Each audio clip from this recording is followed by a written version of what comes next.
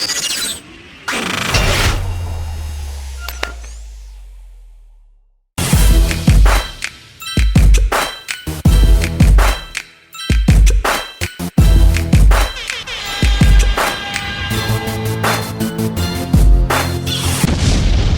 man, I'm Derek Gordon, and it is That Midnight Hustle. Thanks for coming back. We're still waiting on sponsors around here. I haven't gotten any checks, so if they're out there, send it to me another way. I need that money, make things boosting up over here for me, make me look pretty. As you can see, the water still doesn't have a label on it. There's a reason for that, but forget that. Right now, I got my brother from another mother in the house, back from LA, the one and the only Tommy Geraci. What's going on, my guy? Hello, how are you? Yeah, back from LA and not happy about it. Well, yeah. I mean, dude, that's your home away from home, or hopefully soon to be your new home. But dude, how long had you been away from LA? I mean, it had been a while. It was a year and 3 months. Not that I was counting, but it was a No, year and not three at all. months. Dude, a year and 3 months that can do some psychological damage. And trust me, there's a lot of people out there suffering from the pandemic, and the fact that this held you back from doing the things that you love the most, seeing the people that you love the most, and just being in that atmosphere of being a creative person in a place that I mean, we're from New York, but for some reason, I feel like, I don't know, New York's kind of changed its ways these days, but LA still always embraces those with creative dreams. What was it like to be back for the first time in over a year? I couldn't wait to get back. And then when I got off the plane, I was just like, this is it. I'm back. That's all. And I even noticed that I was doing other stuff because I speak on Clubhouse a couple of days a week on certain Mhm. topics. And even the people on Clubhouse were like, my God, you're on fire this week. And I was like, because I'm in LA. Like when I'm connected to all this, I can't help but be on fire. So it was cool. I felt way more creative and way more open about things. Good, good. I'm glad. And by the way, happy Pride Month, man.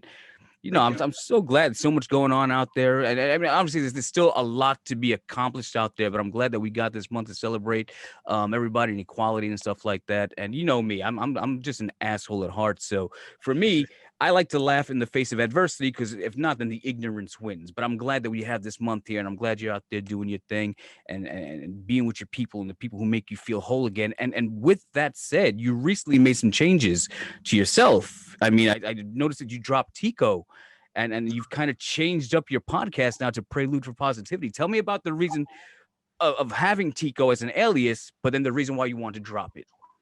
The alias thing was because I was always really shy when I was younger, Mhm. and I just felt like I needed to break out of that. But in order to break out of it, I wanted it to be a different character, kind of. But Okay. along that journey, I found out that that was really me. So I never changed it. And then recently, I was like, you know what? I want to take my own name back as my brand because that Tico and Tommy is the same person, right? So all of that is one thing, and my name carries some weight. And everyone knew me as Tommy Drossi anyway. I mean, they knew who I was. It wasn't like Mhm. people were wondering who this person was behind the Tico thing. So I just felt like it was a statement that I could make and say, you know what, this is me completely and just like 100%. Everything you see is me, and so just merge it together and use my own name. And I think there's power in your own name too. Yeah, that's the thing. I mean, we spoke a little bit before we started recording about how I felt about my involvement in the pro wrestling industry, and wherever I go, they're like, "Hey, Die Hard, Die Hard." I'm like, I need to wipe that off. There's other things that I'm capable of. There's other things that I'm passionate about. And when you label me with that diehard name, it's the wrestling guy. And I feel like there's so much more. I want to go by my regular name. And it's like any entertainer. I see a lot of comedians out there who go by some gimmick name and then they end up in the movies. They're like, oh, I should probably use my government name instead. It's easier to put on a poster. But I'm glad that you feel better in your own skin, that you are Tommy Gerasi now. But now tell me about Prelude to Positivity. You've been doing a lot of interviews out there with a lot of celebrities from TV land out there, which I honestly I don't know a lot of the guys that you've been interviewing because I have a bad to me television is a bad relationship. There's been a lot of shows I try to get involved in, and they pulled the carpet from under me. I'm like, yo, dude, like I have no closure with this story. But for you, TV is TV. I prefer 2 hours, 3 hours in and out with a movie. You're in TV, but tell me about Prelude to Positivity and how you've brought all those celebrities and your contacts into that game. Well, during the pandemic, it became more obvious that we needed to kind of just concentrate on positive stuff instead of Hmm. gossip. A lot of people were doing the gossip thing or doing I was like filler, when you have like filler, you Right. bring people on, it's just filler and not really getting anywhere. So I started bringing them on to talk about how they would remain positive because I felt like people really needed to find the positive. But then I started getting really deep into mental health. So I have like a little mental health spin on every episode because I notice everybody has a mental health story. Mhm. Doesn't matter who you are, how put together you are, or you appear to be. There's some, either you have a story or you have a family member. You are somehow related to mental health and a crisis somewhere in your lineage, right? Mhm. So now I brought that in, and then again on Clubhouse started talking about mental health like 3, 4, 5 days a week. So it became a really big thing, and I started meeting people there who were actors, actresses, singers, um, average people who just did normal jobs too, not like the in the limelight, but Mhm. everybody had a story of mental health. So I started bringing people on and sprinkling them in between. So if I have entertainers, I also bring in an accountant or something like that who has a story about mental health too, because it's important to know that every one of us has a story and has a struggle, and it's not something that's weird, or it's not something that's rare, and we shouldn't be ashamed to talk about it, because the Yes. more we talk about it and the more vulnerable we get when it comes to mental health, the more we have power. So that's what I learned over the pandemic, at least. I'm so happy that you say that because I was just having a conversation a day or two ago with somebody. Um, and when you bring up mental health, everybody feels like it's a dirty word. Like, no, I don't have a disability. I wasn't born like that. I don't need meds. I don't. And I'm like, listen, man, everybody, like you just said, everybody has mental health issues because everybody's gone through trauma in their life. That trauma chases them and haunts them on a look. I suffer from depression. I deal with it different than other people do. I may not be doing what I want to do right now in my life, but I still find a way. There's times where I struggle on, am I a good enough husband? Am I a good enough father to my children? And those things weigh down heavy. And people with their everyday struggles, especially during a pandemic, whether it's financial, whether it's within relationships, everything there deals with your mental health and your ability to stay strong, not break down and give in to those demons. So I'm glad that you brought that up, and I'm glad that you're a huge advocate for that. Because a lot of, like we said, a lot of people out there feel that mental health is a dirty word, but you're making it known that it's okay for everybody. You just need to communicate and to let things off your chest. Yeah, and let yourself get into that vulnerable space, because that's where all the healing is. If you Mhm. don't get to the vulnerable part, you're never going to get to the healing Yeah. ever. There's no way to get to the healing without being vulnerable first. So Right, that's right. the Now you said you're doing a lot on Clubhouse, so this is a thing that I see where it was like invite only in the beginning. I don't know how it's working now, but a lot of people are jumping on there to network, just to have an open forum of discussion, to rally the troops, so to speak. Tell me about a little bit about your experience and what you're doing on Clubhouse and the kind of people you're trying to attract. Yeah, I definitely have to say that it's died down a little bit since the Okay. pandemic and things are starting to open up, which I'm happy about, because like a lot of people are saying, oh, there's nobody on Clubhouse anymore, and I'm thinking that's a good thing, because that means they're going out into the world and they're living in Right. real life. Even TikTok. I've been on TikTok, so I go live there a couple of times a week, or maybe every day sometimes. Okay. But I even notice on there it's starting to die out. So the creators on TikTok are starting to say, "Well, I'm not getting as much engagement anymore." And I'm like, "That's a good thing, though, guys. Like, you want to see these people go into real life again, because they can't sit in front of their phone the whole time looking at Hmm. you and listening to you. As much as you think you're great and talking for hours on end, and they're listening to you, they also need to live." Hmm. So that's what I'm doing with Clubhouse. I trying to limit my time on there, but do important things. So 3 days a week, I do men's mental health room for an hour with Okay. guys from an app called Tether, which is made for men, people that identify as male. But the room is for everybody. So men and women come in to talk about it. Hmm. That's 3 days a week. Then influencers on mental health is, we used to do it 7 days a week. Now we're doing it 2 days a week, because Okay. we noticed that there's our own mental health was suffering from 7 days a week. 2 hours a day, 7 days a week was a lot to be talking Mhm. about mental health. So they cut it back to 5, then they cut it back to 2. And now that things are opening up, it's more evident that we can only really do 2 days a Right. week. Then there's a pop culture room that I do with a group for 30 minutes every Monday through Friday, which is fun. That's just like pop culture. We just talk about whatever stories, like we've been discussing Britney Spears. We've been Yes. discussing Meghan Markle when she was in, yeah, when Free Meghan Britney, Markle, baby. Britney, please. And then, anything that's coming up during the day, we share articles with each other in a private chat, and then we go on air for 30 minutes on Clubhouse. And sometimes it lasts for an hour, but it's usually 30 minutes. And we just discuss like what's up in politics that relates to entertainment and entertainment. We had a lot of discussions about Chrissy Teigen and her bullying that young girl, and her, her Yes. mouth runs away with her, and she does things that you're like, Chrissy, you need to just back away from the Twitter for like a year.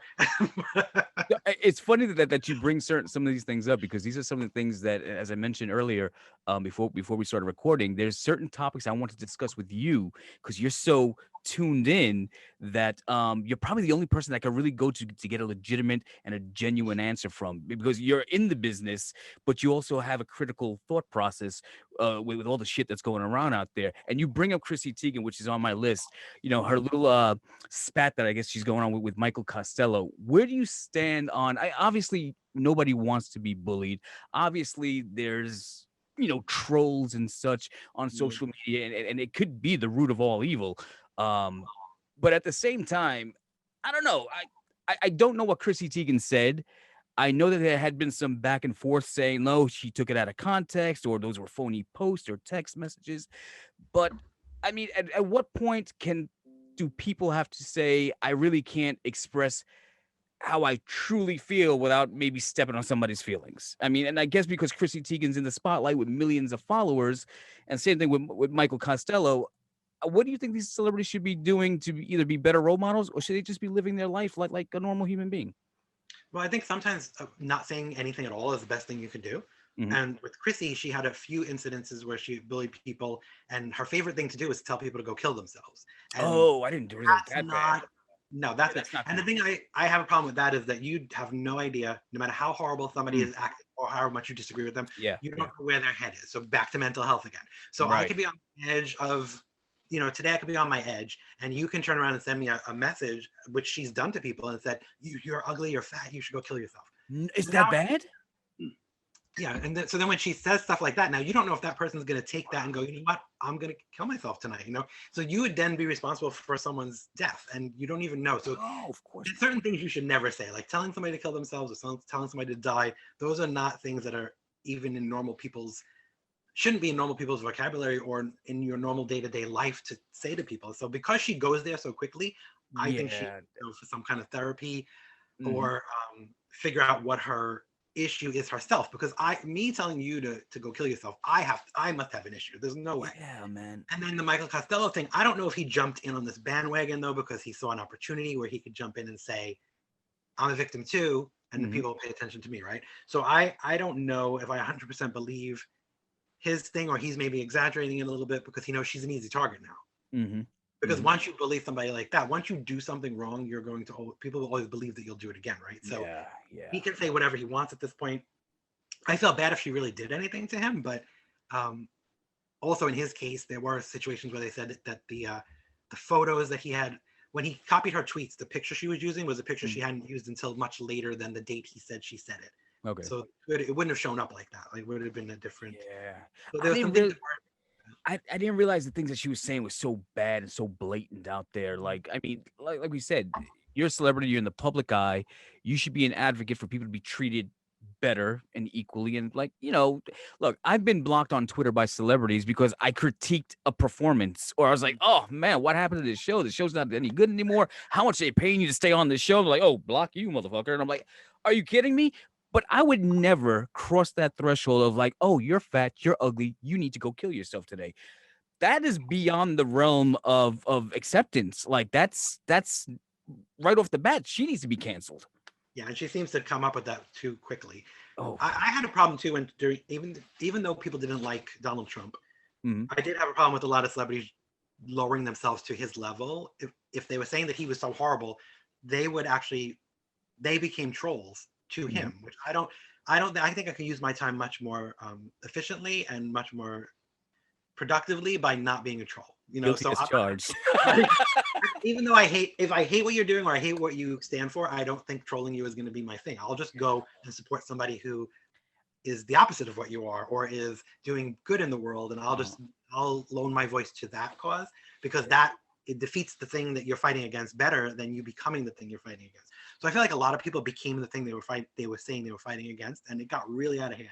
So, no, I agree. And listen, like I said, guilty as charged, because I hate that motherfucker. Yeah. But at the same time, I see him hurting people that I love. I see him hurting people in jail. I see him destroying democracy and unraveling this country and literally pitting the citizens of this country against each other, based on lies and propaganda. And I'm like, well, if I say that I was going to do something to the president, FBI would be knocking on my door to in 35 minutes. So I'm just like, you're talking shit. I'm gonna talk shit right back to you because if Yeah. I know he's not reading my tweet, but I feel better about it because he's such a piece of shit.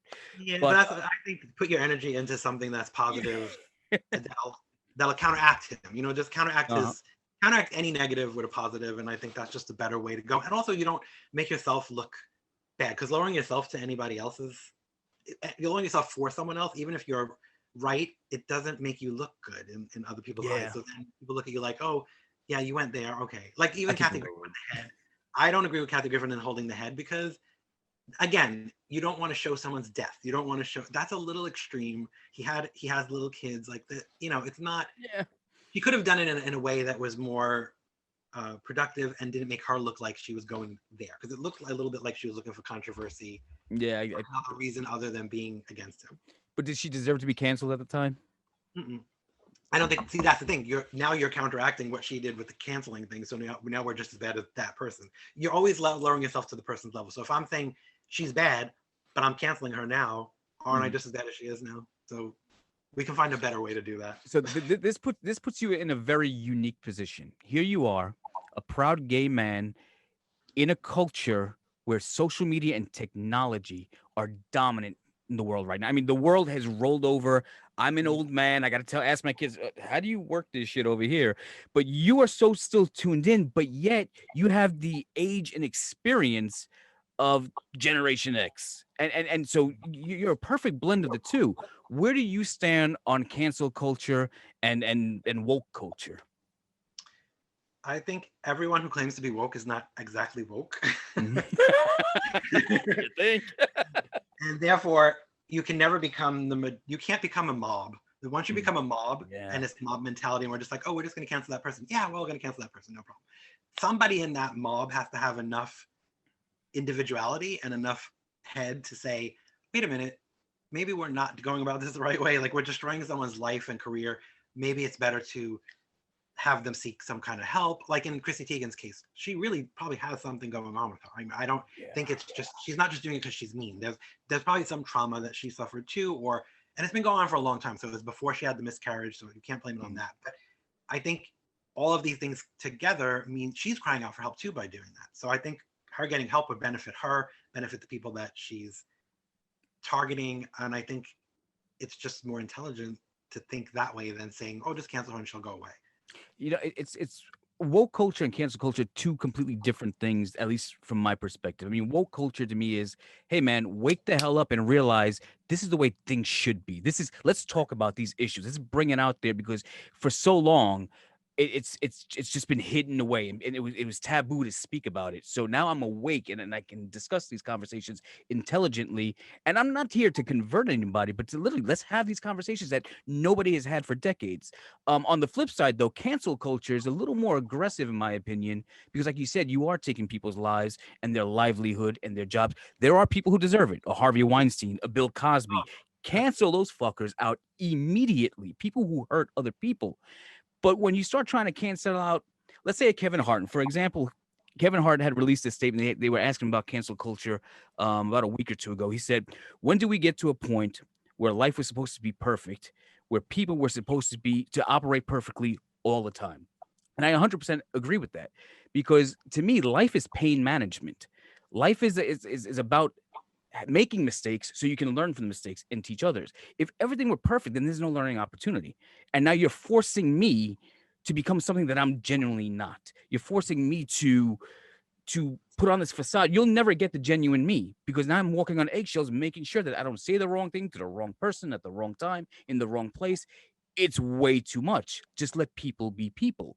But where do you stand on this? Like I said, you got the experience of age, but you are tuned in to what the culture and the change is now. Well, somewhere along the way, I think we forgot to practice grace with people, Mm. because we don't give anybody grace anymore. It's like you're right or you're wrong, and there's nothing in between. But I think if we started practicing grace a little bit more, we would understand the person a little better, and the person would understand us a little better. Because if I'm lecturing at you all the time, you're not hearing anything I'm saying. I'm Mm. lecturing you, and you're just like shutting it out. It's automatic you're going to shut it out because no one wants to be lectured to all the time. So there has to be a little bit of grace given, and know that you're not perfect either. So you've probably misstepped along the way. Even though you're going to lecture somebody about this topic, you've misstepped on another topic. So maybe you use the wrong pronouns with somebody one day, right? So do you want the person who's using they them to scream at you and lecture you about that and call you horrible names because you can't get that right? No, they need to practice grace with you too, and they usually do. They are going to educate you as many times as they need to educate you until you understand it.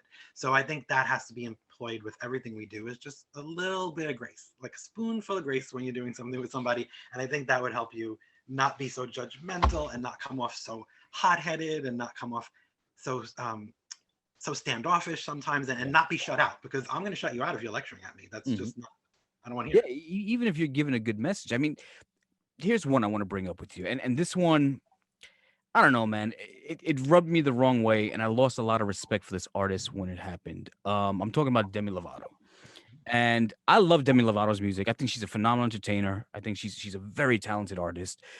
Um, but when she made the comments of being non-binary, now don't get me wrong, I'm all for everybody's happiness. I'm all for everybody's equality.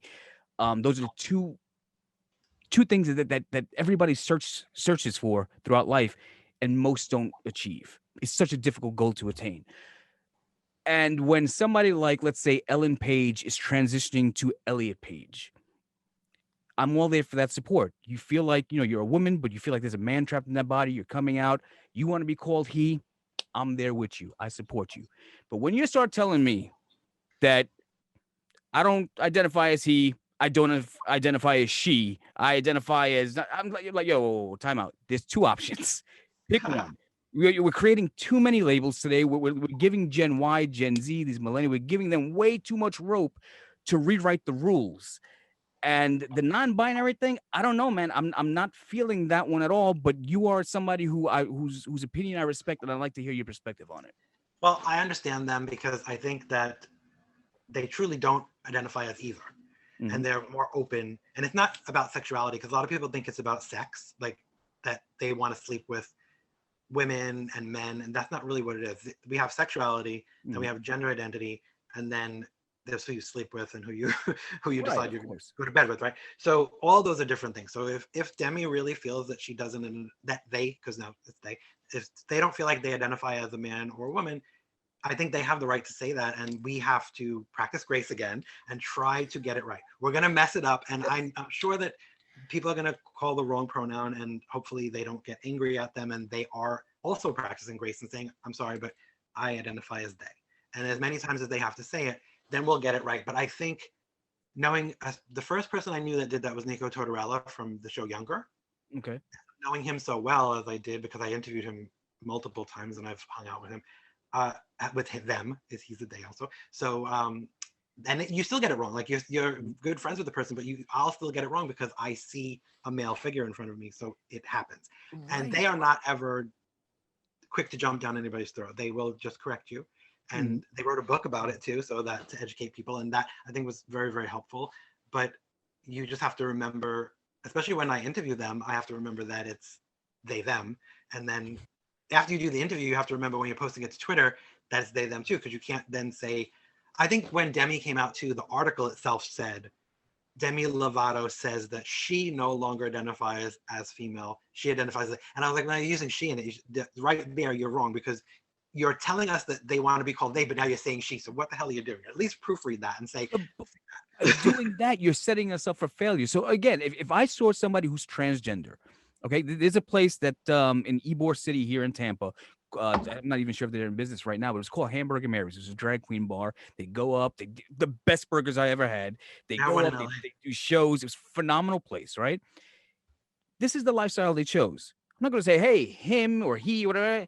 Call you her. That's what you feel comfortable in that skin. I'm going to call you her. But if now you're non-binary, I can't call you Mister. I can't call you ma'am. I can't call you him. I can't. Now you put me in a spot where whatever I say it comes out of my mouth. I'm fucked. I'm just Yeah, like, well, oh, my bad. I didn't know, what was I supposed to do. but that's why I say that we have to practice grace all around, because if I told you that I'm non-binary now, I'm going to expect you to make mistakes. So I will correct you politely, and you'll The grace. yeah, as many times it's like going to school. How did we learn how to add? How did we learn how to use our pronouns in the first place, or our adverbs when we were in English? We did it. We were corrected. The teacher corrected us. nicely, and that's how we learn. So we have to learn again. It's going to take a lot of time for us to all learn this, but we have to learn it because it's not about me and it's not about you. It's about it's about them, whatever they are feeling inside themselves, and it's for their own health and mental health and safety too, that they get to identify themselves as what they want and they can just express themselves as they want. So I also say, like, parents, especially if your child came to you and said that they feel this way, then you're going to do everything you can to make your kid feel good, Yes. right? So we have to, that's why I say grace, because if I meet this person and they're telling me this about themselves and they really truly feel this in their heart and their soul and their body, in their spirit and whatever else they can feel it in, I feel like I have to practice that kind of grace. Like, it's my child, because that person is a child, right? We're all somebody's child. And then another other thing that comes up a lot in mental health is that we have to remember that we're all just, Ram Dass says that we're all just here walking each other home, right? Uh-huh. So if we're all walking each other home, along the way, we need to help each other. So if that person is expressing themselves and wants to be called they, them, whatever it is, we just have to say, okay, I will do my best to honor that for you. But and again, maybe I need more education, and I'm just hard headed because when there was so much racial tension going on over the last year, when there was so much tension against gay rights, when there was so much tension against women's rights, you know, the one thing, I put a sign on my lawn that said "No justice, no peace. We are one people," and I firmly believe that. But when you start telling me you don't identify as human anymore, I'm like, dude, it's not science here. Come on, it's just They're not saying they don't identify as human. They're just saying they don't identify as what our traditional identity is. So, and I don't know, is our traditional wouldn't that identity be right? human though? Wouldn't that No, be male, the female? traditional, no, it's, I mean, who's to say that ours is right in the first place? Like, I don't know if we're right in the first place with that, because there are studies that have said that we're not the same gender every time we come. So if you believe in reincarnation, so I Reincarnation, come right? back as different things, right? So then also my original form could be male and my current form is female, right? Now, if I Mm. have a connection really strong to my original, because some people are so spiritual, they can actually feel that original. Uh-huh. And so if that's the case, then you might actually feel like a male in this world because you identify as a male in your soul. So you've come here as a female, but you remember being a male. So it could be that too. There's so many different aspects of it. And then there were studies that show that the brain itself, the brain function in Mm. people, that it will be a male functioning when they Is, identify. Or is there any point where even a person in your position, you're just like, all right, dude, enough is enough. Let's put the brakes on it now because not. I feel like when there's so much just coming down between woke culture, cancel culture, non-binary, and all the labels and everything that's going on right now, we're already fighting for that peace and equality. But when you start throwing all these other things on the table, it almost seems like, look, we're already fighting an uphill battle. Let's win that one first, and then we start adding more to it. But every day, I just feel like it's changing and it's putting people in bad positions. And yeah, and then it's almost like, yeah, you take 2 steps forward, but then 5 steps back every time you change the rules again. I get that too, but I think the mental health part is the most important, because every time we do that, so if we say we're going to take care of these three groups now, but we're not Mhm. we're not taking care of you, you have to wait. So I don't think that's good for their mental health Yeah, either, because no, that's like, I'm left behind now, and I don't, right. I have feelings and I have emotions and I have an identity that I want to express. So you're Mhm. saying I can't express it because you're going to make me wait. So I think that the mental health stuff comes forefront all the time. So we have to take care of everybody at the same time somehow, Mhm. because it's not fair to leave it. That's how we got in this situation in the first place, right? So in the Mhm. beginning it was gay rights, but we didn't include trans people. But trans people have been around forever too. It's not a new thing. So then trans people were getting hung and murdered and these things were going on because people didn't understand that. But Right. that was partly because we didn't allow for that to be part of the conversation. We were just, okay, we're going to fight for gay men's rights. That was Mhm. really the first thing. And then, hey, there's lesbians too, and hey, there's transgender Right. too. It's got to be all inclusive. Yeah. So when I think we did the disservice in the first place by being that way. And I Mhm. think if we would have in the beginning included everybody, then people wouldn't have had such a struggle. Because it's like anytime you make someone a minority or you make someone a they. Mhm. So I call it like othering. So when you make someone an other, so Mhm. we're gonna say, well, we're a group, so we're gay, we're all gay guys, but we're not trans. They're over there. They have to take care of themselves. They're others.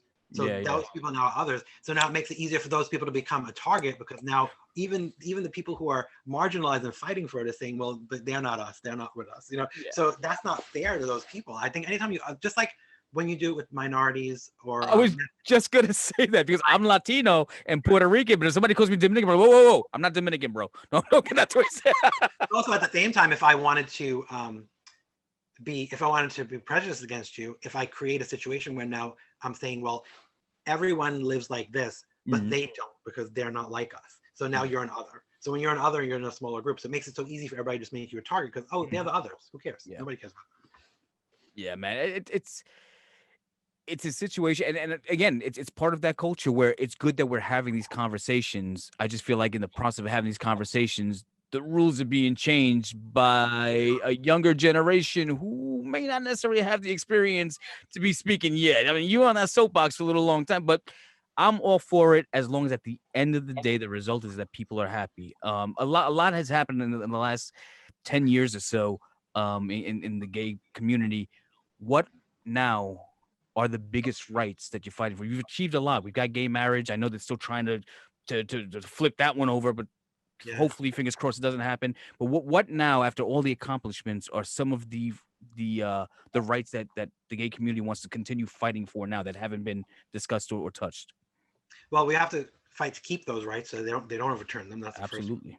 But the other thing is that there's still states where it's legal to fire somebody for being gay. It's still legal to discriminate against people for being gay. So we have to fight that too, because no one should lose their job because of Absolutely that. not. If you lose your job, it should be because you're bad at your job or Mhm. circumstances do, but it should never be because, oh, well, he's the gay one, so we'll just fire him, or we don't want gay people working here, so secretly we'll just get rid of all of them. We'll just fire. Okay. So we want to have protections put in place with that, just like we did with females. Like women should have equality, but they're still fighting for that too in many cases. So I don't think we're as far as we thought we were. I think we came really far, but we're not as woke as we think we are. Because if there's still states that you can do these kinds of things, and there's still states where trans people are being hung and murdered and nobody's doing anything about it, and there's still states where like you can be stoned because you're gay and the kids picking on you. If these things are still happening, then we didn't really get as far as we think we did. And then also, if they can even entertain the thought of overturning the Marriage Act and have some kind of legs with it, that doesn't really feel very comfortable to me either. So I don't know how far along are we really behind closed doors. I don't The know. threat is still there. Yeah, and behind closed doors are those things still being said that, are people still using slurs when it comes to gay people? Are people still using slurs when it comes to racial situations too? I mean, you can't tell somebody how to think, but you damn well can tell somebody how they're allowed to behave in society, right? So in your home, you do whatever you want. But when you're at your job, we all work here and we're all going to follow these rules and we're going to be civilized people. And that's, just the way it's going to be. Yeah, no, I hear it, and I wish I could say that I believe that I would see the day where everything goes right. I don't think we ever will. This country's so divided, and people are just so hard headed, and they're stuck in their ways, and they're taught hate. Um, it's an ugly world we live in, But even people that say that they practice love all the time, I find that they're a little hypocritical too. Because I know the people I think are the most loving and wonderful people, I've found that sometimes they slip up, and I've seen them making targets out of somebody for a certain reason, or a group is doing it and they'll just be in the group. And I'm like, well, see, now I lost respect for you, because if you're telling me when we're talking one-on-one that you stand up for all these people, but then your little group of friends is picking on somebody and you're sitting there allowing it to happen and you're not standing up, then that bothers me, because you should say, guys, if you're going to do this, I can't associate with you anymore because you're wrong. You don't know what that person's going through. You're making fun of them, but maybe they have a disability, maybe they are autistic, maybe they have issues. So we shouldn't really be picking on this person as a group. It's like a mob mentality. And if you can't take yourself out of the mob, but then you're going to tell me that you go to church on Sunday and all this stuff, then no, I'm not buying that. Yeah, right. So how are you still an eligible bachelor? I mean, before they start trying to overturn all the rights and stuff, you got to lock somebody down real quick, Tommy. I know. I really get I don't know what happened. I don't know. I get close, but Oh, close, but no cigar. Something. Well, let's talk a little bit about entertainment. I know that there's, during the pandemic, there was a lot going on. Well, actually, not a lot going on. Studios ended up holding on to their releases for at least a year. Television had a bit of a slow start again, off again, start. Um, but what have you been doing to keep yourself entertained? What do you like out there? Are you enjoying that programming is obviously having to put the pandemic and the impact of the pandemic in their show? Do you think it plays out creatively? Do you want to see things go back to normal? Were there things that you wanted to see that you're hoping that now that people are starting to get vaccinated and the world's starting to go back to a safer place, that you can go out and enjoy those things again, something that you might have missed in 2020? What are you looking forward to in 2021? Well, I've been enjoying seeing my friends being able to go out and have live shows again. My Okay. musicians, especially because they were suffering the most during that. They relied on doing live shows. That's how they would get their bread and butter, and that's how they expressed themselves, and that's how they got their practice. And if they had a new song came out, that's how they would let people know there was a new song by Mhm. performing it. So I'm really happy that that started, and it's a little bit limited still, but little by little, it's getting to be again to the size that it used to be. So that's great. I'm seeing some people are getting away from doing live broadcast. They're not really like streaming as much because Mhm. they can actually do live shows here and there now. So that's Okay. been nice to see. Broadway should be opening up, I think, in October. So Mhm. that'll be nice. Younger TV on TV Land finally came back because Okay. they were sold a little bit. And so now it was on Paramount streaming. And now next month in July, it'll be on TV Land on cable, which is great. So they're going to show that final season. I'm sad that it's a final season, Mhm. but it's a good season. I've seen it all already because I watched it on Paramount. So But lucky you, at least they announced it's a final season. Again, I have to me, television is just a bad relationship. You never know when it's like, you know what, we're breaking up. This isn't working out anymore. They just canceled Good Girls. I got the notification earlier. Good Girls on NBC was canceled. I just started getting into that. I wanted to get into Manifest. Somebody sent me a thing and I gave the synopsis. I was like, wow, that's really interesting. The day I went to go check it out on Netflix, they cut it off. Not on no, Netflix, but it got canceled. yeah, yeah. And I'm like, I can't do this, man. I know it's. I don't like when they do that either because everybody should have a finale or a closing chapter. I think Yeah. we needed that. So and then during the pandemic, I was watching things that I had watched already just because there was Just to not revisit. much new stuff. Yeah, I just revisit. I tell you the truth though, I must have watched Gilmore Girls like probably 15 times start to finish through the whole pandemic because I kept going to because I kept feeling like conversations that they had were intelligent, at least conversations, and the writing was Mhm. so spot on that I would just keep it on and listen to it in the background while I was working, or keep it on in the background while I was cooking or doing whatever. And it just turned out that I would run from the first episode to the last episode and then start all Yeah. over again the first episode. And I think I watched it like 15 times now, probably Ooh. through it. Man, I'm concerned. You know me. I'm a big movie guy, and I haven't been to the movies in over a year. Now the good thing is I moved recently, so I got a bigger TV in the loft area now. So I'm like, I got a home theater. I don't need to go to movies. But now movies are like, you know what? Forget streaming. We need to get people back into the AMC's. We need to get people back into the Regal cinemas. I don't know if I'm ready for that yet. And I'm fully vaccinated. I want to go see Fast and Furious. I want to go see Halloween. Shit, Stallone's got the Rocky 4 director's cut coming out in November. I don't know if I want to go into a theater though. I mean, do you still feel a little No, when you go I out there? really I want to see Cruella in the theater. And so I was gonna do it when I was in LA, but Mm, my friends were working and things, so we didn't get to. But when I go back, I do want to try. If it's still playing in theater, I want to see Cruella in the theaters okay. because I feel like that's a good experience. And Have you Fast seen and In the Furious, Heights?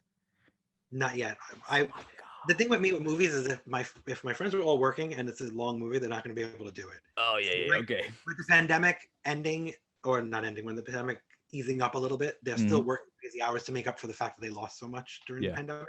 So once the next couple, hopefully the next couple of months, they'll start freeing up a little bit and we'll be able to do that. But I don't like love going to the movies by myself because I feel like the movie is an experience and it's meant to Yeah. experience with other people. So if it's I've seen like Star Wars movies by myself when nobody Mm. wanted to go, but that's because it's Star Wars. But other thing that I like Cruella, I want to see with specific friends because I think you ever have those friends that you know that a certain movie would be just great to see with. So I Yeah. have Yeah. a friend that I really want to see Cruella with because I think he would just be great because he's a big fan of hers and he's a big fan of Mm. that particular film. So I wanted to see that with him. And then like Fast and Furious is another group of friends I'd like to see that with. Okay. You know, so I think it's also about that and make it, especially now with the pandemic easing up a bit and you can actually eat out and stuff, make it a night. Go out to eat, go to a Sure. movie. Sure. Yeah, it's gonna be expensive, but you know what? It's a memory you'll have, right? Yeah, yeah. I miss it, but I don't miss it. I mean, look, I didn't like people to begin with before the pandemic. So I was like, oh, perfect. I get to stay home. I don't have to be around people. Fuck it. I'm good. Yeah, but I feel But like memories are important now because during the pandemic we weren't able to make many memories, right? What did we do? We had yeah, Zoom, we and we that's legit lost a year of our life. and Gone. so when I got to LA, the first thing that was happening was like every person that saw me is these big long hugs. I was like, this feels really good. Like, and people that weren't really huggers in the first place, usually, I was surprised because I Yeah.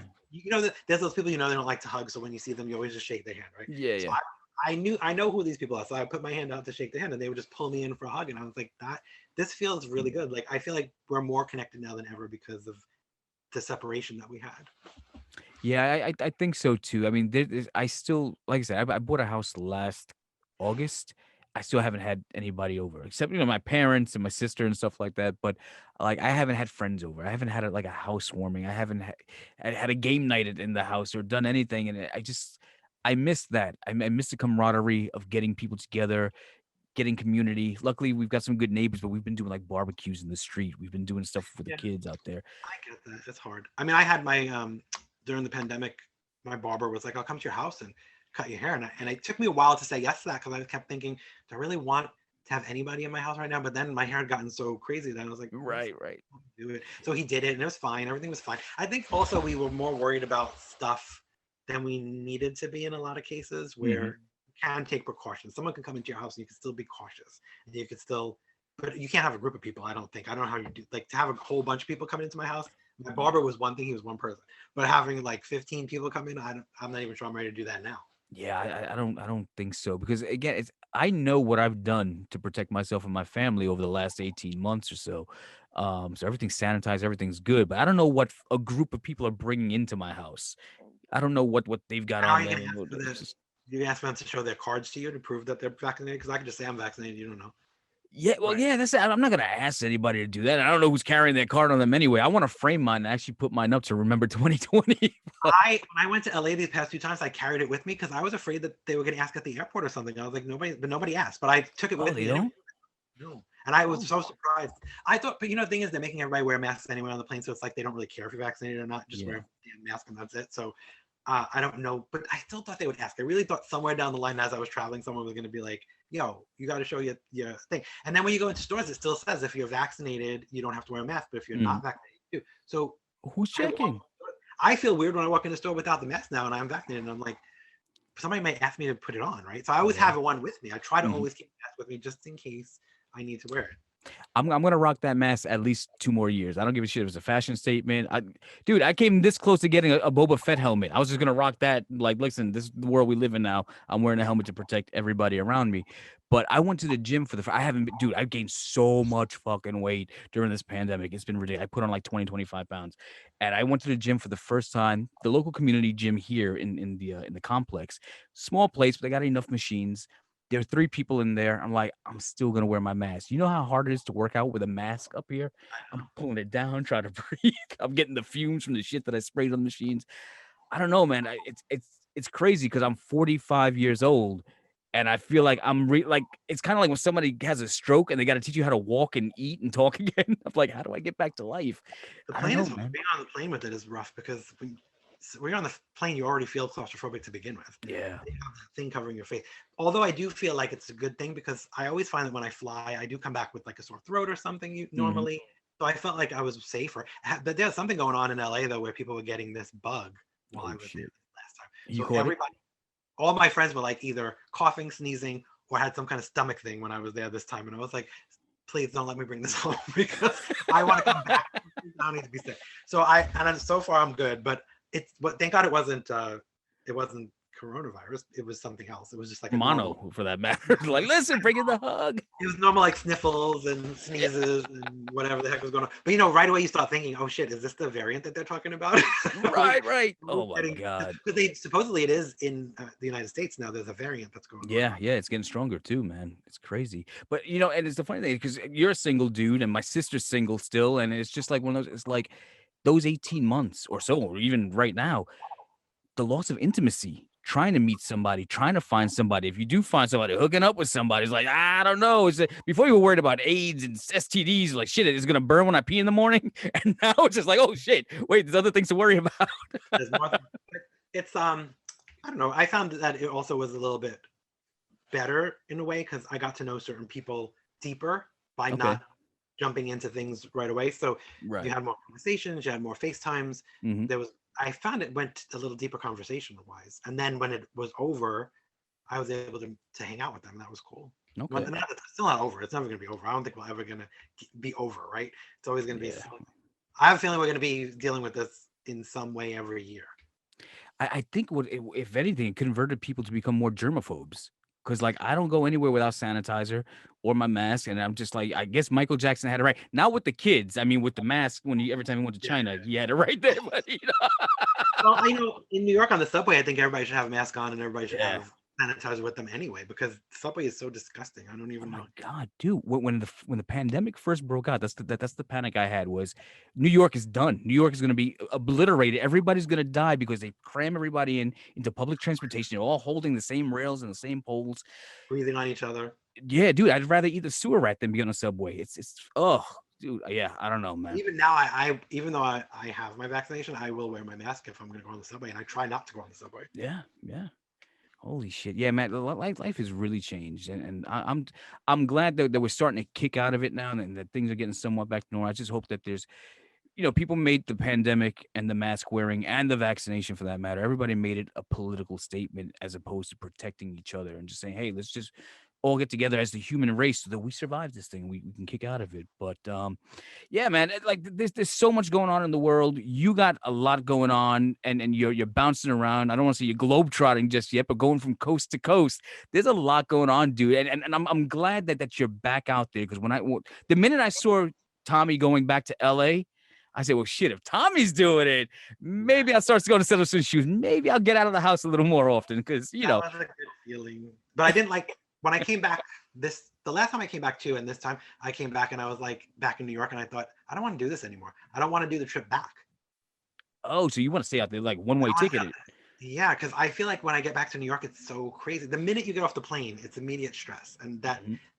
no matter what airport you go here is horrible. But in LA, when I get there, once I get past LAX, if I'm in LAX, then I'm good. I'm fine. But here, I Mhm. don't know. Somehow, maybe it's just me that I'm just over it. But I really feel like I want to do the stay out there and only come here to visit family and Yeah. for like things and sporadically and not Mhm.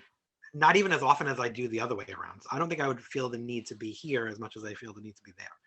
So Dude, like I said before, I'm 45 years old. In my 45 years, I have never stepped a toe into Los Angeles. And it's crazy because I'm such a movie junkie, such an addict of cinema that they have a state dedicated to it where there's stars' names written on the sidewalk where everybody where you can see them at Starbucks. And it's just like, how have you never been there? How have you not made that place your home? And I'm afraid that if I go, I'll never come back. yeah, it's a little disappointing these days though because I feel like things changed a lot there.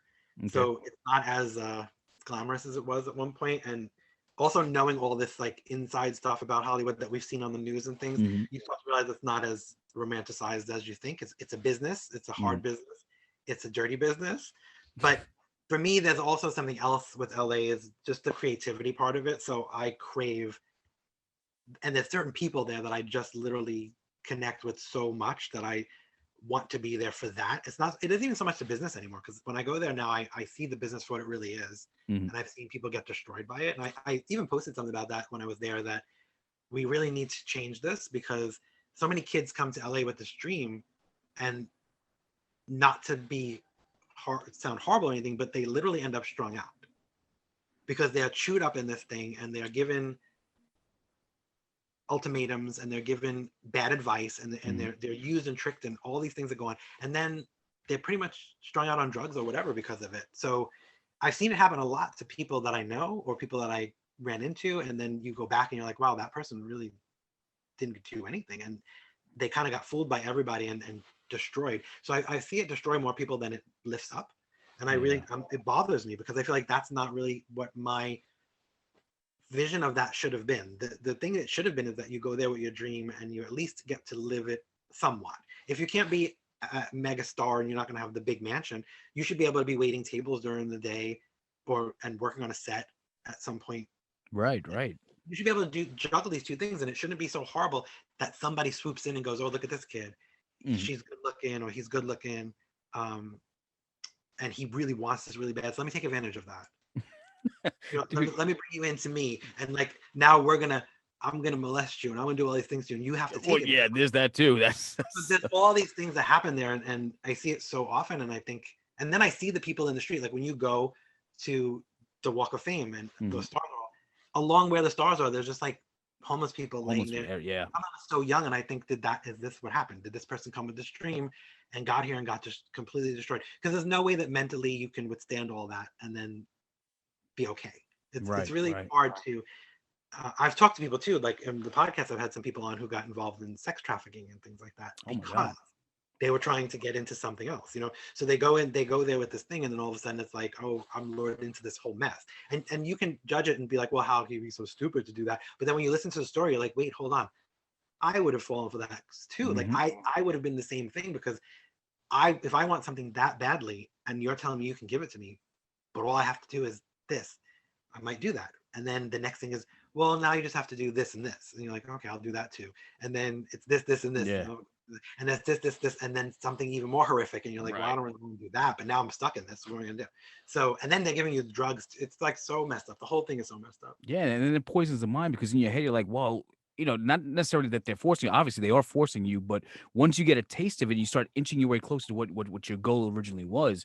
You're like, well, what if I make the effort? What if I make the initiative to go further, deeper, farther to attain that? And they're like, yeah, you can do that, but there's nothing there no carrot at the end of the rope there.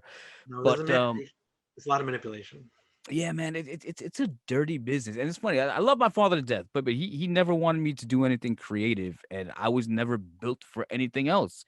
My parents would always wanted me, to, get a job with the city with benefits and a pension. It's like that's not for me, guy. And you know, not that well, fuck it, yes, they did. So they told me, like, look, you're never gonna be Tarantino, you're never gonna be Pacino, you're never gonna be the top name in the thing.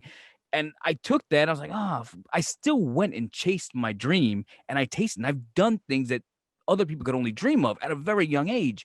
I'm only doing this now because I had kids and I chose a different path. And it was like, look, you got to choose one or the other. I want to be there for my kids. But now when I watch a movie with my parents, I'm like, oh, it's not over yet. It's not over till the credits finish rolling. Like, well, why do you want to watch the credits? Like, because I could have had any one of those jobs. It didn't have to be the top name. But if I'm watching a Marvel movie and they got 3,000 names, I could have been the guy wrangling rope. I could have got, Ryan Reynolds his coffee. I could have done anything. I could have driven the golf cart. You took that job away from me. I wanted that. And if I would have woke up every morning to do that instead of doing whatever the fuck I'm doing now, and I just feel like there's not a lot of parental support out there these days, and maybe that's what happens when these kids go to Hollywood with that dream, but they don't have that support, and they're guided by the wrong people, end up in sex trafficking, end up in drugs, end up homeless on the street on Hollywood Boulevard because they didn't have the right guidance. Have you done any clubhouse or speaking engagements regarding the support that a family should be giving their aspiring child? Well, we in the mental health rooms, yeah, that comes Okay. up all the time, because we have people that come in with kids, or people that come, because there aren't really any kids on there, so we don't Hmm. have anybody that young. But I All right. have sometimes on TikTok, I'll have that because there's some kids on TikTok. Yeah. TikTok is another whole world that baffles me too, though, because it's so seedy as well. Hmm. TikTok goes from like you can meet a really great person who's an actor or something like that and have a great conversation, to you're wondering if the people that you're talking to are really just like sex traffickers themselves, Oh, yeah, that's a because it's mess. very creepy and seedy, and it gets creepy real quick. And then Mhm. there's a lot of people that don't have any bios, and they have their fake photos look fake, and Yeah. they have no followers, and they're just there and they're like talking to you, and you're just like, I don't know, this sounds weird, and I'm not gonna fall for it. But then I think Right. there are people that will fall for it, because ego is a weird thing. Like if you have an ego that needs to be fed, Mhm. and I don't mean in a bad way. I mean like if you're lacking in confidence, so therefore Mhm. your ego kind of is lacking that thing. If somebody comes in and says, "Oh my God, you're so hot. Your eyes are beautiful. I love you. Mhm. Marry me," and all these crazy things. You Oh, damn, start that's the falling for all this shit, right? So uh-huh. once you start falling for the shit, you don't know what the person's gonna do next. So I look at it like, creepo, get the hell out of here, But some Mhm. people fall for it, and they will invite that into their live broadcast, because it feeds their ego. The more It people tell me I look beautiful, the more people tell me I'm hot, the more people tell me I'm sexy. This is great for me, right? But who's telling you that? Look at right. who's saying it. The people saying it to you are weirdos, wackos, no bios, they got stuff going on themselves. So it's not as flattering as when you really peel the onion away. It's not as flattering as it seems. And I think a lot of young people might fall for that. You know. Yeah, I see a lot of that going on right now because they're so engaged with what they're doing that people think, oh my God, I must be talented. Like it might be your looks, and you don't, like you said, you don't know who's on the other side of that, what their intentions are, and But I'm these a inquisitive little shit, so I go into people's lives on purpose. I just you start doing bounce. background checks on social media. I thought, look, I'll go into like if you were having a live, I'll go into yours, I'll go into somebody else's, and I see the same people going into all of them saying the same exact thing. So this Yeah, guy yeah. is going in and saying, "You're beautiful. I love your hair. You're beautiful. You have gorgeous eyes. You're so hot, daddy." All the same stuff, same conversation, constant. And those are the people I think it's not something's not right there. It's not right. Yeah, yeah. And I just again, with parents guiding their children, I feel like parents are so disconnected from social media that they don't know what their kids are doing and saying, listen, if that's what you want to be a star or you want to be an influencer or whatever this new generation is doing, you got to start thinking more of a business mentality. You're going in there thinking for the likes. Oh, they like me, they like me. Fuck that. You turn every viewer, every subscriber, every like into $1. Find a Mhm. way to convert that. But then again, that's how you got OnlyFans. So I don't know. Maybe I don't know what the fuck I'm talking about. That's the problem though, is that everybody wants to be a star, so people think they're going to become TikTok stars, and Mhm. then you look at who are the TikTok stars really? Okay, so you have a couple people maybe that make money off of it. The Mhm. rest of the people are not going to tell you that they have a job. Yeah. A lot of people work a real job and then they do the TikTok stuff on the side, and they're making it look like I make all my money on TikTok, and they really don't. So now the poor schmuck who's going on there to say, I'm going to be a TikTok star. So the person who really believes they're going to be a TikTok star is going to end up pretty disappointed when it doesn't happen. And also turning too many of the fans into friends is another mistake I see people make, because once I think I'm your friend, I don't have to do anything for you anymore. Right. Exactly. I don't have to pay anymore either. I don't have to watch your stuff. You're my Yeah. friend now. I'll get you to do whatever. You'll dance for me because I tell you to dance for me, and that's that. Mhm. So I feel like that's another thing. You start to become so desperate to be a star that you try to make every one of them as your friend, everyone, because you need them more than they need you, and you Yeah. should never. You've been pretty successful on social media. What do you think? People obviously, like we said, people think with their talent or their looks mainly. But what would you say is one of the most common things, one of those common assets that somebody could use that's not used often to become more impactful as an influencer, to get more followers, get more without having to sell your soul to do so? You have to be yourself, and it's so cheesy, but be authentic. Mhm. Whatever speaks authentically to you, that's what you do, and you do not worry about the likes and the if I'm making a video and I'm really thinking about how many a lot of likes on this video, I'm going to do something that's not even me, and Mhm. then most people are going to look at it and go, that's not that's weird, because it's not going to I don't resonate with it, so I'm not going to be able to sell it. You can't sell something that's fake, and if you are also selling yourself out for it, then that doesn't it's just not going to resonate with you for a long how long can you sustain that? Mhm. If you want to Yeah. eventually be someone who's upstanding and do good things, you're not going to be able to do it if I'm doing like shaking my booty video in a pair of like little tiny shorts. That it's not Yeah. really I fly. still watch, man. I don't know. I don't know if I don't know if people will buy it, number one. Number two, if I want to have like kids one day and do all these things, I have to think about these Right. things. Like, how'd you meet mommy? Well, let me pull out that TikTok video. Hang on. What about people that want to adopt kids? Like, you're going to adopt a kid, and all of a sudden this video shows up. Like, well, you can't adopt a child. Look at that. Like, well, man, you got plenty of birthday cake in those tights. Okay, but Yeah. uh, So you have to be what? just stay true to your brand. First of all, you have to have a brand. So Yeah. figure out who you are. Be authentic to that. That's your brand. That is your Mhm. brand. You're not creating. It's not rocket science. You're not. It's not like building Dr. Frankenstein's monster.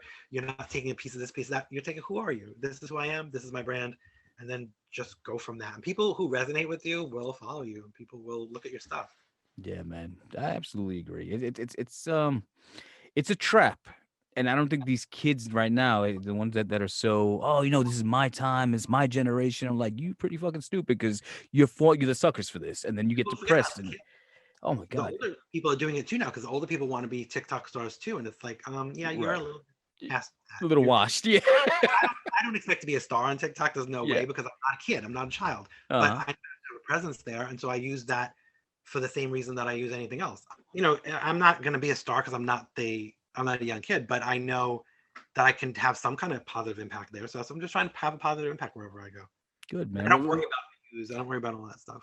Let's bring it to full circle. Um, tell everybody where they can catch Prelude to Positivity, who you've had on recently, who you plan on having on in the future, and again, where they can find it. So you can find it on Spotify and iTunes and everywhere that there are podcasts. It's Prelude to Positivity, or you can look me up as Tommy Geraci and it should show up. Also, you can follow me as Tommy Geraci on Twitter and Instagram and TikTok and Clubhouse and all over the place. And the links in my bios and stuff. So I've had on people from Supernatural, Mark Pellegrino. I've had Chad Michael Collins, who's the voice of Alex from Call of Duty, the video game. I've had spiritual leaders on there now too, and I've had mental health experts and mental health people who just are mental health advocates, and I call them mental health warriors because they really fight hard for other people's mental health. And I plan to have, I just actually did a one episode on this movie called When Today Ends. It's about teenage issues like transgender kids whose families don't understand them and what it brings them to the brink of thinking about suicide and things like that. So it's a rough movie to watch, but it's an important movie, I think. And I think parents should watch it with their kids because it'll make a conversation a little easier to have. You know, once you see that on the screen, you're like, okay, well, is this happening in your school? And you can go from there. So that was a nice episode. And then going forward, I'm going to go into season 2 pretty soon. And I'm going to start bringing back some of the people I already had on to catch up with them after, now things are opening up. And I really want to get more into the spiritual. Like I said before, I had done what's called an activation and integration yesterday before I left LA. So I found out that I'm a little part magician, which was interesting. Oh. I don't even think I'm a little part magician. I think I have a lot of magician in me, is what she said. So I have a lot of stuff studying to do and things to do on the spiritual end now, because a lot of stuff came up and it brought up things that I need to let go of, and it brought up things that I need to concentrate more on. So I know a little bit more what I need to do. Now you say you're part magician. What kind of tricks can you do? That's what I need to find out. That you don't know it yet, but she says deep down inside you've got. I know that I know I come from that space, so I think I have to figure that out. I already know I have that because I have really, really strong intuition and things. So it wasn't a shock to me. Okay. It was a really great experience. I have to say, it was very magical. It was inside, and then when it was done, I was like, did it get windy in here? And she was like, no, the wind wasn't blowing, but I literally felt wind the entire time that we were doing this thing. I was like, it's so windy in here in my head. But then when it was finished, she was like, how could the wind come in? The windows aren't even open. It was the ghost of like the great magicians going. Siegfried and Roy. Just like it was fun. And I was supposed to do it last time I was there, but I chickened out. Do what? I was supposed to do this thing, the activation last time I was there, but I at the last minute. Okay. Oh, I don't have time to do it, but I really just got scared. So then this time I said I'm doing it for sure before I leave, and I want to know what this is about. So when you say spiritual, you talking like seance kind of thing with the candle, like Oda Mae Brown and Ghost? No, it's more like it's a connection kind of thing where it's not. It's facilitated by someone else though, because they are the ones who are experienced at it. But it's just connecting to your source and to your soul and what you've been in the past lives and things like that. So I've done past life regressions too. Those are just yeah, I'm scared shit. I don't know if I could do that. I don't know. They take care of you. They make sure you don't see anything you're not supposed to see, or they make sure you don't see a death. Really? My sister's done it a couple of times. She's like, oh my God, you have something looking over you because you've fucked up so many times and this thing's protected. I was like, I'm good. I don't need to hear it. Just keep that angel on my shoulder. I don't want to know. Like, I won't mess with a Ouija board. I respect the other side. I won't do that. But I do want to know though. I want to know all the things because I do feel certain connections to certain people. And I feel like we've already either lived a life together or we were meant to do something in this life. So these things kind of help you to figure that out. Yeah. See, what scares me is that I know I got a touch of something because I have premonitions.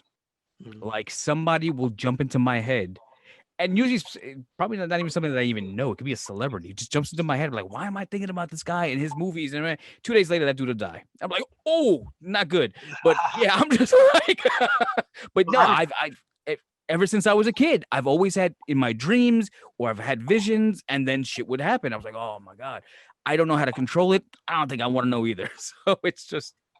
I like to know as much as I can. Yeah.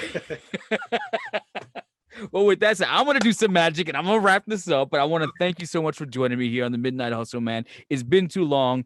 Are you still doing your podcast on Gay TV or is that done? I am doing some episodes for them, but I haven't done one in a while because I've been mostly concentrating on mine. And All right. I'll get a guest and I'm like, oh, this is a good guest. I can give it to them. And then I do it and I'm like, oh, I like this a lot. I think I'm going to keep it for myself. Oh. You know what you gotta do? You gotta make the interview longer and only give them a portion of it, and then keep the say. Listen, if you want to see the director's cut, the full interview, you gotta come over here to Prelude to Positivity. But hey, man, listen. Oh shit, look at that thing popping up.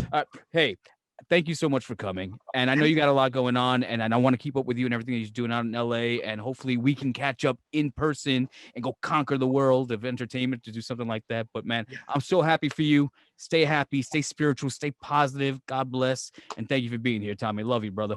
Thank you for having me. Anytime. All right, ladies and gentlemen, this is the Midnight Hustle podcast. That's Tommy Geraci. I am Derek Gordon. This is Midnight Hustle. Can you dig it? We're out of here.